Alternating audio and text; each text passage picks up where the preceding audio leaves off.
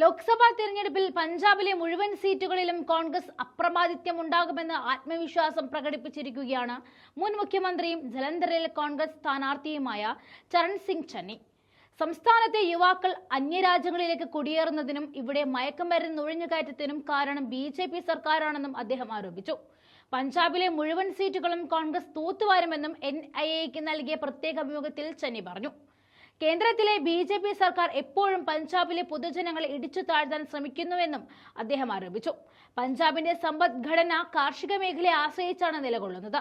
അതുകൊണ്ട് തന്നെ കർഷക വിരുദ്ധ നയങ്ങൾ ഇവിടുത്തെ ജനങ്ങളെ അസ്വസ്ഥരാക്കും. അതുകൊണ്ടാണ് അവർ കോൺഗ്രസിനെ തെരഞ്ഞെടുക്കുന്നതെന്നും അദ്ദേഹം ചൂണ്ടിക്കാണിച്ചു.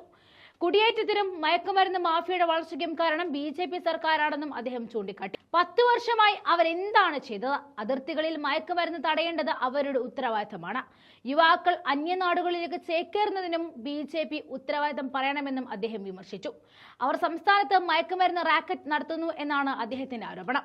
ഡ്യൂട്ടിയിലുള്ള ഉദ്യോഗസ്ഥർ പോലും മയക്കുമരുന്ന് കടത്തുകാരുടെ ആക്രമണങ്ങൾക്കിരയാകുന്നു. സംസ്ഥാനത്തെ പലരുടെയും ഒത്താശയോടെയാണ് ഇവർ സംസ്ഥാനത്ത് തടിച്ചു കൊഴുക്കുന്നതെന്നും അദ്ദേഹം ആരോപിച്ചു.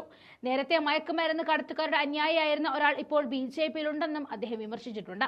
ഇവരാണ് ഇവിടേക്ക് മയക്കുമരുന്ന് എത്തിക്കുന്നത്. കഴിഞ്ഞ ദിവസം ഒരു സംഘം മയക്കുമരുന്ന് കടത്തുകാരെ പഞ്ചാബ് പോലീസും BSFും ചേർന്ന് പിടികൂടിയിരുന്നു. രാജ്യാനന്തര മയക്ക് സംഘമായിരുന്നു പിടിയിലായത്. പഞ്ചാബിലെ ഫസൽക്കയിൽ നിന്നും 7 പേരെയാണ് അറസ്റ്റ് ചെയ്തത്. 1.7 ലക്ഷം രൂപ വില മതിക്കുന്ന 5.47 കിലോ ഹെറോയിൻ ഇവരിൽ നിന്നും പിടിച്ചെടുത്തു.